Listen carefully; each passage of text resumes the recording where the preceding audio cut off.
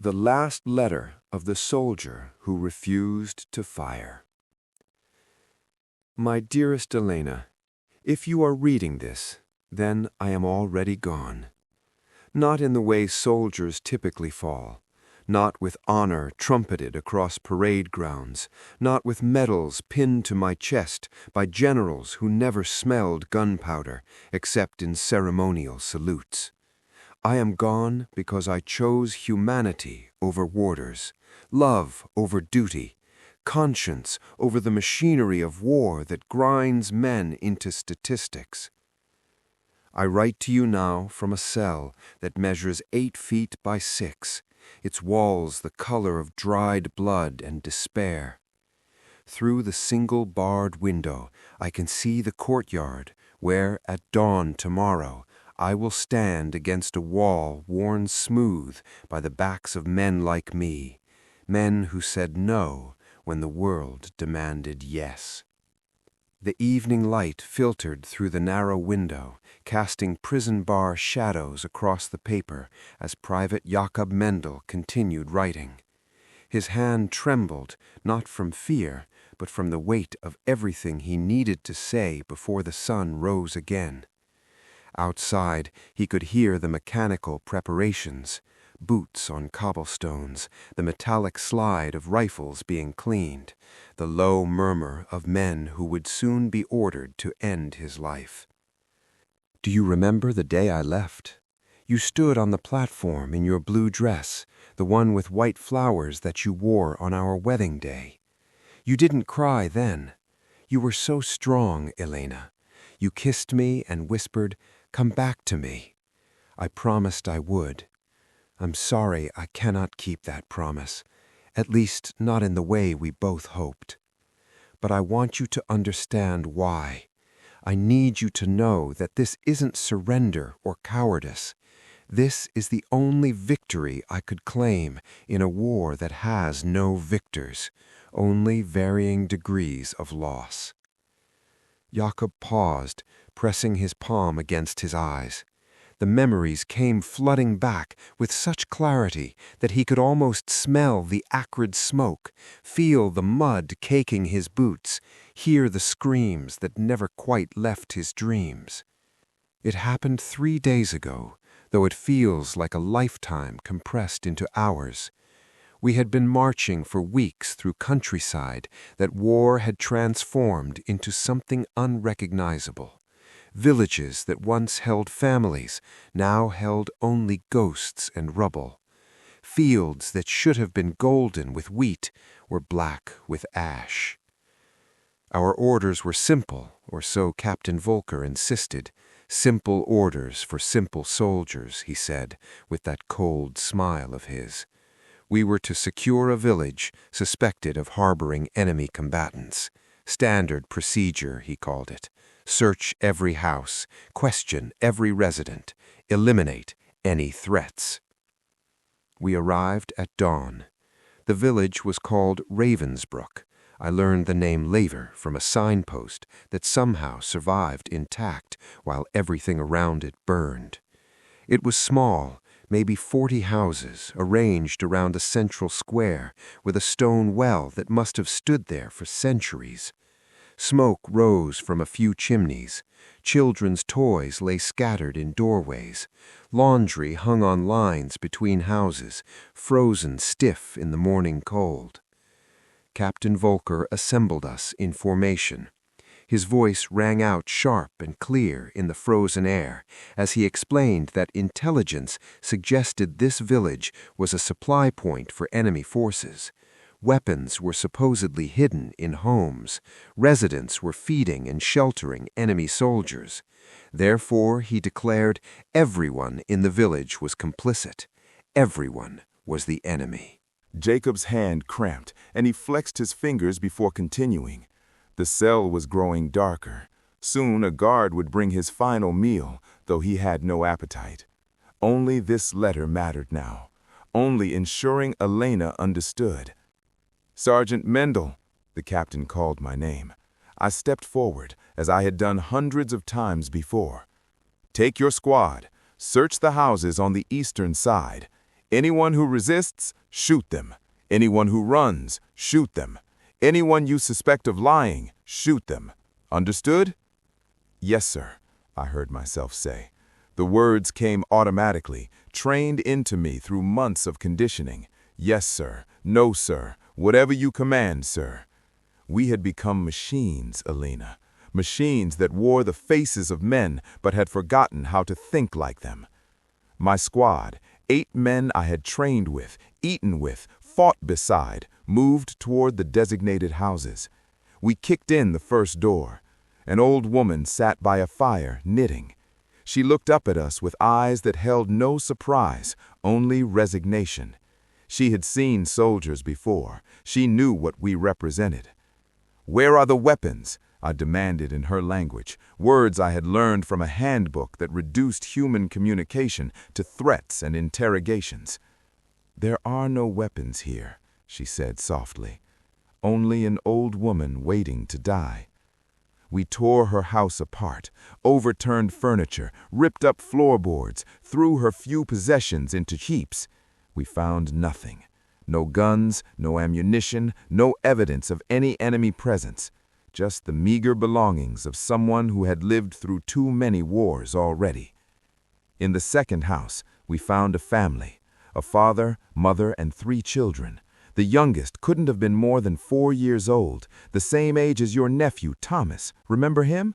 The same dark curls, the same wide eyes that held infinite curiosity about a world that hadn't yet taught him to be afraid. "Everyone outside," I ordered. "Line up in the square." We moved through house after house, dragging families into the cold morning. They stood in clusters, holding each other, watching us with expressions I will see until my last breath. Not anger, not even fear, just a terrible understanding that their lives now depended on the whims of strangers with guns. By noon, we had assembled the entire village, maybe 200 people, mostly women, children, and elderly men. The young men were gone, either drafted into armies or fled to avoid that fate. Captain Volker walked among them like a farmer inspecting cattle, asking questions that had no right answers. We had found nothing, not a single weapon, not a scrap of evidence supporting the intelligence reports. But the captain seemed unconcerned. He stood before the assembled villagers and declared that their guilt was proven by their silence, their defiance shown in their denials. "Execute them," he ordered. Just like that. 2 words that would erase 200 lives. Jacob stood and paced the small cell, needing to move, needing to process the memory that felt like a physical weight crushing his chest. He returned to the letter, his handwriting growing more urgent. The other soldiers raised their rifles. I saw Corporal Schmidt, who used to show everyone pictures of his daughter. I saw Private Hoffman, who sang folk songs around the campfire. I saw men I thought I knew, and they were already aiming at children. My rifle felt impossibly heavy in my hands. I looked at the people before me, the mother shielding her children, the old man standing with quiet dignity, the teenage girl who wouldn't stop crying. And I saw you, Elena. I saw you in every face, saw the humanity we share regardless of which side of a war we're born into. "Sergeant Mendel," the captain's voice cut through my paralysis. "You have your orders." I looked at my rifle. I looked at the family in my sights. I looked at the sky, blue and infinite and indifferent to the small horrors humans inflict on each other. And I lowered my weapon. "No," I said. The word came out as barely a whisper, but in the silence of that moment it echoed like thunder. "What did you say?" The captain's voice was ice. "No, sir. I will not fire on unarmed civilians. I will not murder children." The square fell absolutely silent. Even the wind seemed to hold its breath. The other soldiers glanced at each other, uncertain. For one brief moment, I thought perhaps they might join me, might remember their own humanity buried under layers of orders and obedience. But fear is a powerful master, Elena. One by one, they steadied their rifles. One by one, they chose survival over conscience. "Execute this man," Captain Volker snapped. "Court-martial for disobedience, cowardice, and treason." 2 soldiers grabbed my arms. As they dragged me away, I heard the captain shout, "The rest of you, fire!" The sound that followed will haunt me through whatever afterlife awaits. The crack of rifles, the screams cut short, the terrible silence that followed. I struggled against my captors, fought to break free, screamed until my throat was raw, but I was powerless to stop it. They shot everyone, Elena, every single person. The old woman I had questioned lay crumpled by her doorway. The family with 3 children sprawled in the mud. 200 people erased in minutes because one intelligence report was wrong, or because someone decided an example needed to be made, or for no reason at all except that war creates its own momentum of horror.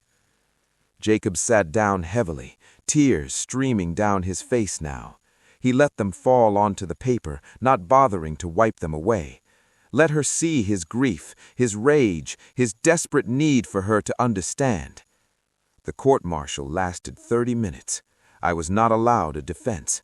The charges were read: refusal to obey orders during wartime, conduct unbecoming an officer, cowardice in the face of the enemy. The sentence was pronounced with mechanical efficiency: death by firing squad at dawn. I don't regret my choice, Elena. Not for 1 second. I know that might be hard to understand. I'm going to die, and the people I tried to save died anyway, so what did my refusal accomplish? What did my gesture achieve except my own death? But here's what I've realized in this cell, in these final hours. We don't always act to change outcomes. Sometimes we act simply because not acting would destroy something essential inside us.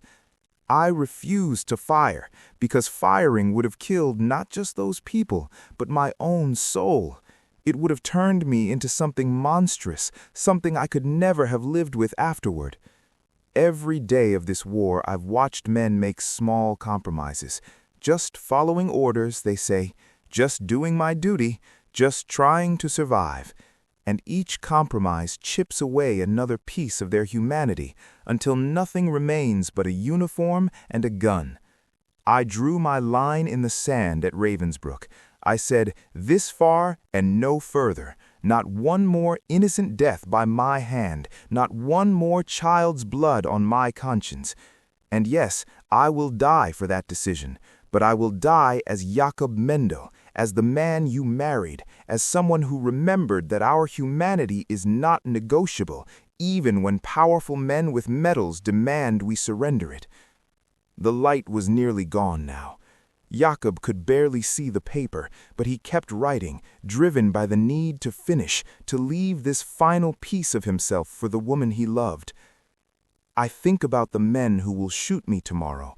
They're just following orders, aren't they? Just doing their duty. Will they sleep well afterward? Will they tell themselves they had no choice? Or will my face join the gallery of ghosts that haunts every soldier who has ever killed? I hope they struggle with it, Elena. I hope it costs them something. Because if taking a life, even the life of someone condemned by a military court, becomes easy, becomes routine, then we have truly lost our humanity. The day we can kill without conscience is the day we become the very monsters we claim to be fighting against. You asked me once why I joined the army. Do you remember? It was in the early days of the war, when patriotic fervor swept through our town like wildfire. I told you I wanted to protect our country, to defend our way of life, to be part of something larger than myself. I wasn't lying then. I believed those things. But war has a way of stripping away noble rhetoric and revealing ugly truths.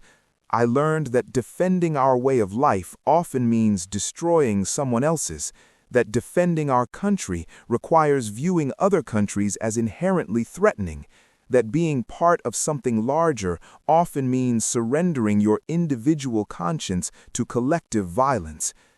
There are good men in every army, Elena, men who joined for honorable reasons, who fight to protect their loved ones, who wish for nothing more than peace. But good men in service of an evil system still produce evil outcomes. Good intentions cannot sanitize bad orders. I don't know anymore who is right in this war, or even if such a question has meaning. Both sides claim God and justice. Both sides wave flags and sing anthems. Both sides convince their soldiers that the enemy is less than human, that killing them is not just necessary, but righteous. What I know is this: when a soldier stands before unarmed civilians and is ordered to execute them, every flag becomes meaningless, every anthem rings hollow, every claim of moral superiority crumbles to dust. In that moment at Ravensbrück, nothing mattered except the choice between being a human being and being a weapon. I chose to remain human. I chose you, Elena, the values we shared, the life we dreamed of building, the children we hoped to raise in a better world. Jakob could hear footsteps in the corridor now. His time was running out. He wrote faster, his handwriting becoming nearly illegible in his haste. Tomorrow morning I will walk into that courtyard. I will stand against the wall. I will look at the sky one last time and think of you, of mornings waking beside you, of your laugh that could brighten any day, of the future we'll never have. I won't wear a blindfold. I want to see the men who shoot me, want them to see me seeing them. I want them to know I'm not just a target, not just an order to be carried out. I'm a man with a name, a history, a wife who loves him. Maybe that will matter. Probably it won't, but I have to try. Don't grieve for me too long, my love. Don't let my death poison your life. Find happiness again, laugh again, love again. Live the life I can't, and in living it, honor the choice I made. Tell people my story, Elena, not to make me a hero. I'm not that. I'm just a man who reached his limit and said no. But tell them that conscience still exists, even in war's darkness.